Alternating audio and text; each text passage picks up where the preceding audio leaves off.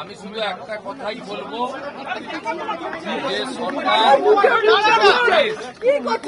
ক্ষেত্রে যা করার করছে এবং আমার সঙ্গে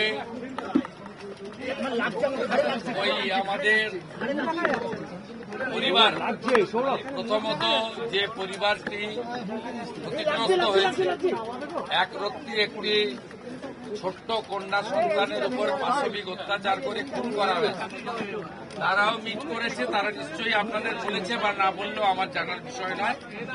আমি কথা বলে স্যাটিসফাইড এবং আমার মনে হয়েছে ওরাও স্যাটিসফাইড। আমি একটা প্রাইমারিলি পুলিশ যা বলেছে, দেখুন, I am not the investigating authority. Mob lynching করে যাকে পিটিয়ে মারা হয়েছে ইন্দ্রজিৎ মন্ডল, উনিও ইনোসেন্ট। পুলিশ আমাকে যা বলেছে তা আমার কথা নয়। তার পরিবারের সঙ্গে আমি মিট করেছি, তিনিও জাস্টিস পাবেন। যত পুলিশের গাড়ি ভেঙেছেন, রেল লাইন উপড়েছেন, প্রায় অ্যাপ্রক্স 200 আইডেন্টিফাইড হয়েছে, প্রত্যেককে অ্যারেস্ট করা। একটা লোককেও ছাড়া হবে না। পিছন থেকে যারা উস্কেছেন, পলিটিক্যাল লোক যারা ইলেকশনে রিজেক্ট হয়েছেন, কেউ ক্ষমতা থেকে গেছেন, কেউ শূন্য থেকে এক হয়েছেন, এবং radical force, anti national force যারা পিছন থেকে উস্কেছেন, তাদেরকেও আইডেন্টিফাই করা হয়েছে। তাদের কল রেকর্ড ইত্যাদি ডিজিপির নেতৃত্বে এসটিএফ সব কালেক্ট করেছেন।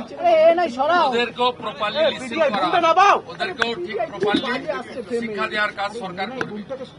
ফার্স্ট অ্যান্ড ফরমোস্ট হচ্ছে 4 জনের ধরা পড়েছে, আর ওটা আমরা করছি।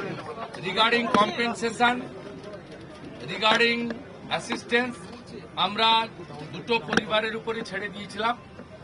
ওরা কিছু কথা আমাকে বলেছে, আমি উইদিন এ উইক আসবো এবং দুটো ফ্যামিলিতে যাব। তখন সরকার ওরা যা চেয়েছে, সরকার যা করলো দেখতে পাবেন। সূর্যপুরে ভিকটিম ফ্যামিলি একটা আউটপোস্ট চেয়েছেন, আমরা আউটপোস্টও ডিজিপি এইচএস কে বলেছি করতে হবে। প্রয়োজন হলে রেন্টাল বাড়ি নিয়ে খুলি চালু করতে হবে, এবং আমি যখন ভিকটিমদের সঙ্গে মিট করতে আসবো তখন আউটপোস্টের ইনোগ্রেশন হবে। আমরা এখানে অনেকগুলো ডিসিশন নিয়েছি, সেগুলো প্রপারলি আমরা দেখব। আপনারা ভিকটিম ফ্যামিলি যেমন কনফিডেন্স রেখেছেন সরকার পুলিশের উপরে, আপনারাও রাখতে পারেন। আমার মনে হয় না এর আগে কোনো পুলিশ মন্ত্রী বা মুখ্যমন্ত্রী এই ধরনের পীড়িত পরিবারের কথা শুনেছেন বা বলেছেন। আমি এটা মনে করি এটা ডিউটি, আগের লোক করেনি বলে যে আমি করবো না তা না।